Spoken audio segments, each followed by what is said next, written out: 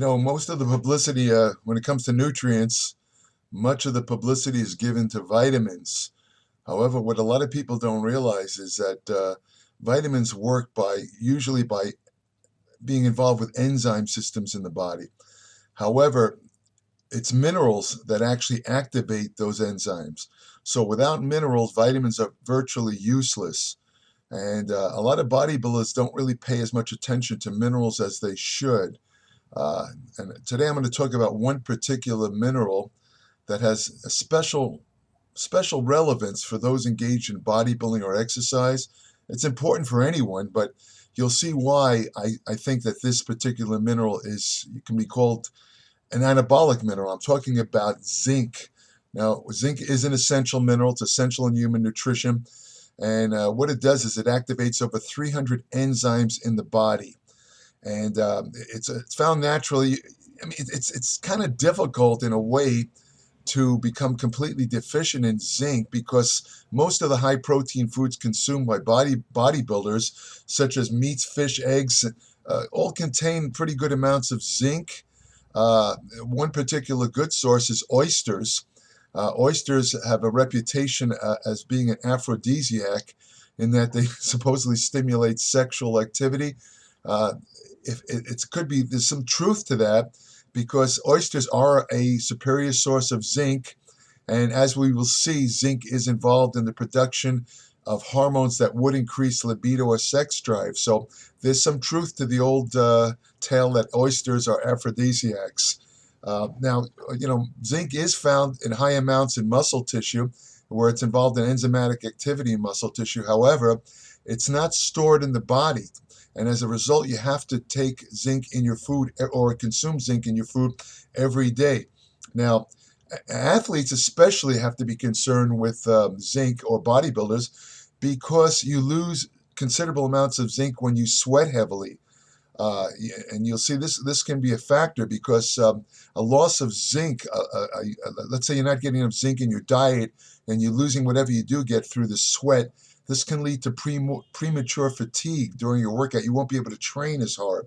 Zinc is involved in processes that include energy production, which of course is very important to training, and also muscle protein synthesis. Muscle protein synthesis, of course, is the cornerstone of muscle hypertrophy or muscle growth. Not consuming enough zinc can cause premature fatigue, as I said earlier. Zinc is also needed. This is when it comes to hormones. Zinc has a particularly interesting effect. Zinc is needed for the synthesis of testosterone.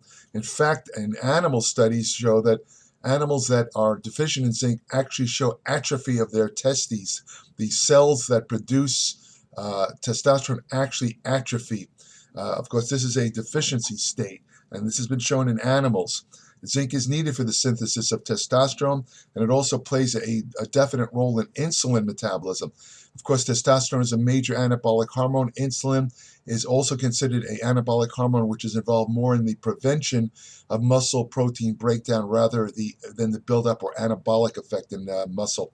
But the point is that zinc is very important for the activity of both testosterone and insulin. So in that sense, it can be considered an anabolic mineral.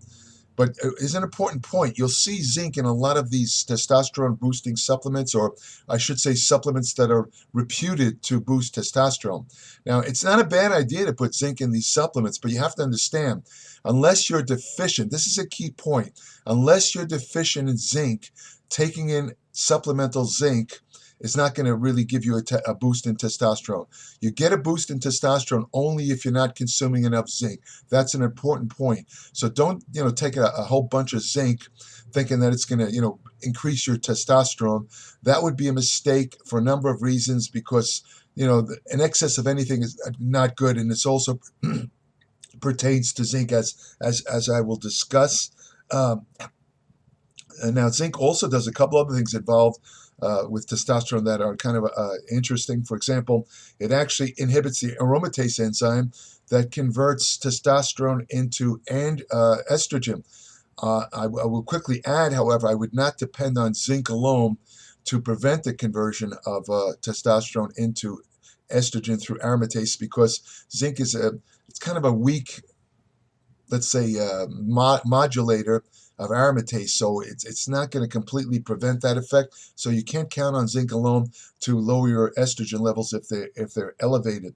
Zinc also it actually inhibits another enzyme that's problematic if for people that use testosterone or some anabolic steroids. This enzyme is 5-alpha reductase, and this enzyme works by converting testosterone into dihydrotestosterone, and dihydrotestosterone is associated with prostate problems, male pattern baldness, and acne, which are some of the side effects linked to using steroids and testosterone, but are actually more associated with DHT, which is a metabolite of testosterone. And zinc can actually it can actually inhibit 5-alpha reductase, especially when it's combined with vitamin B6. But the truth of the matter is that you have to have really high levels of zinc to inhibit the 5-alpha reductase. And strangely enough, lower amounts, like you would get in supplements or in food, slightly stimulate DHT, which isn't really that bad a thing because DHT does a couple of good things. It increases workout aggression, and it's also very important for sexual performance. So it's not really that bad a thing to have a little bit of DHT increase with produced by, let's say, normal supplement amounts or normal food intake of zinc. Zinc also has a moderate effect at treating acne. It seems to help lower the incidence of acne if you get a good amount of zinc in the diet. A zinc deficiency also lowers levels of still another anabolic hormone called insulin-like growth factor 1, IGF-1. So for these reasons, you can see that zinc is, without question, can be considered an anabolic mineral. Now, other things that zinc does, zinc is a very potent modulator of or stimulator of the immune system, especially when it's ingested in optimal amounts. Now, that's an important point because too much zinc, it's like a U-shaped curve, what they call in science a U-shaped curve, meaning excessive amounts of zinc depress the immune system, whereas optimal amounts stimulate immune response. So that's another reason why you would not want to take in excessive amounts of zinc. Some studies suggest that, you might have heard about these zinc lozenges. Some people think that, if you kind of suck on or let a zinc lozenge melt in your mouth in the early stages of a cold, it'll lessen the severity of the cold and help your body reduce the time that the cold leaves you infected. In other words, it reduces the infection time of a cold from, let's say, a couple of days down, might reduce it by 2 or 3 days. So it's about, usually I think those zinc lozenges are about 50 milligrams. Zinc is also a potent antioxidant. It's essential for one of the main antioxidant systems in the body. It's an enzyme called superoxide dismutase, and zinc is needed along with some other minerals like manganese is needed to activate this very, very, very important endogenous or built-in antioxidant. So you could say that zinc also is a very potent antioxidant. If you take zinc, it will also reduce the heavy oxidation effects that occur during training that can leave you with muscle soreness and other problems. Again, you don't want to, I'm going to talk about this in my Applied Metabolics newsletter, you don't want to take in a lot of antioxidants right after your training because you need some of these oxidation products for muscle recovery and muscle growth, but that's a whole different topic I'm going to talk about in my newsletter. Now, a 2005 study of healthy men for 9 weeks found that they didn't consume enough zinc. They averaged only 3.8 milligrams of zinc a day. Now, in contrast, the minimal daily suggested requirement for zinc is 11 milligrams a day for men and 8 milligrams a day for women. It used to be 15, and then they lowered it. The truth is, I think 15 is actually a better amount. I don't know why they lowered it to 11 for men. The men in the 2005 study showed an 11% decline in work capacity during exercise compared to other men who ingested 18.8 milligrams of zinc a day. And it's estimated that 10% of Americans do not consume enough zinc, and the deficiency of the mineral is as high as 50% worldwide. A lack of appetite is one of the first signs of a zinc deficiency. And one of the reasons that you get a lack of appetite when you are deficient in zinc is because your sense of taste kind of dissipates. when you're lacking zinc, you don't taste foods as well as you normally would, and that can lead to a loss of appetite, which is again one of the first signs of a zinc deficiency. Zinc, when you're taking zinc, whether it's food or supplements, it should not be ingested with fiber or calcium, because both of those substances interfere with zinc uptake. In addition, as excessive zinc uptake competes with the absorption of another mineral, copper, causing copper excretion. Copper,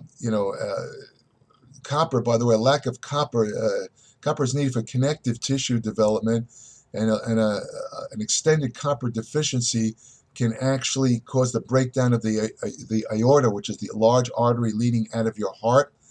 However, excessive copper is more of a problem than too little copper, because copper in the brain has a oxidant action that is associated with the brain degeneration, including Parkinson's and Alzheimer's diseases. And zinc actually helps to keep levels of copper in check in the brain. Zinc also, by the way, inhibits another enzyme that allows you to synthesize glycogen a little bit faster. Glycogen is stored carbohydrate in the liver and the muscles. Glycogen is the main fuel source for anaerobic exercise, such as weight training. So in that sense, again, zinc is very helpful to those who work out. Now, there's a substance called chlorogenic acid that's found in coffee, especially green coffee, green coffee capsules that some people use that to lose fat. That can actually inhibit zinc absorption. So you don't want to take zinc with, probably keep it away from coffee if you want the best absorption of zinc. Excessive zinc intake has been associated with prostate cancer. There was a study of physicians years ago, and doctors who regularly consumed, or I should say habitually consumed, 100 milligrams a day or more of zinc it had to be at least a year, showed an increased incidence of prostate cancer, but there was no cause and effect shown. It was just an observational study. And, correlation, as they say in science, correlation does not prove causation. And it's also notable that smaller amounts of zinc, up to 50 milligrams a day, are known to help prevent prostate cancer. So that, I don't think, is anything to really worry about. Large doses of zinc can also lower a protective form of circulating cholesterol called high-density lipoprotein, or HDL. Now, this is especially problematic for bodybuilders or athletes who use oral anabolic steroids, because oral anabolic steroids increase the activity of a liver enzyme that degrades HDL. As a consequence, when athletes and bodybuilders take blood tests while they're on the oral steroids, they often show very low or non-existent HDL levels, which is a risk for cardiovascular disease. Now, high doses of zinc also lower HDL. So, if you're taking oral steroids and you take an excessive amount of zinc, it could be really bad for your cardiovascular system. Zinc also interferes with iron uptake. And one reason for this is because certain minerals, magnesium, iron, and zinc, they all have protein carriers that they attach to, that kind of like, once you ingest them orally, these protein carriers, which are in the intestine, they help to absorb the minerals into the body. Unfortunately, all the minerals compete for the same carrier. I'm talking about calcium, zinc, and iron. But the good part is that there's only a real competition effect when the dosages of the minerals are 800 milligrams or more. Because the carrier that uptakes these minerals is saturated at 800 milligram level. So this is really, I'm saying this just to be complete, but I mean, you got to be crazy to be taking in 800 milligrams of zinc or iron. It's going to screw you up in other ways. So I'm just throwing that in just as a matter of interest. Those people who are at a higher risk of zinc deficiency include athletes, vegetarians. And the reason vegetarians are at a higher risk is because most animal protein foods are the best sources of zinc. And if you live on fruits and vegetables, you have elements in the fruits and vegetables such as phytates and oxalates, which tend to chelate or lock onto the zinc and prevent their absorption. So vegetarians have to be especially conscious of their zinc intake. People with sickle cell trait also tend to have zinc deficiencies. There was a famous bodybuilder. He's still in great shape at 72 years of age, who has sickle cell trait. I don't know if he's aware of the zinc effect, but I'll be sure to let him know when I see him. Pregnant and lactating women also have an increased zinc requirement, and they have to be careful that they ingest enough zinc. Those who have undergone bariatric surgery, such as gastric bypass, these are procedures that kind of manipulate the size of the stomach or to induce weight reduction. They're usually massively obese people. Because of this change in the, let's say, the size of the stomach, they also are at high risk for a zinc deficiency. Zinc, interestingly, one or two studies show that zinc can prevent symptoms or lower symptoms of premenstrual tension syndrome in women, which is good for women to know. Now, you guys might have heard of a supplement called ZMA. This was developed by a guy named Victor Conte, who got in trouble for operating basically a steroid distribution ring that he worked with some top-level athletes. Anyway, ZMA contains aspartic acid, which is a amino acid. It also contains zinc and magnesium and B6.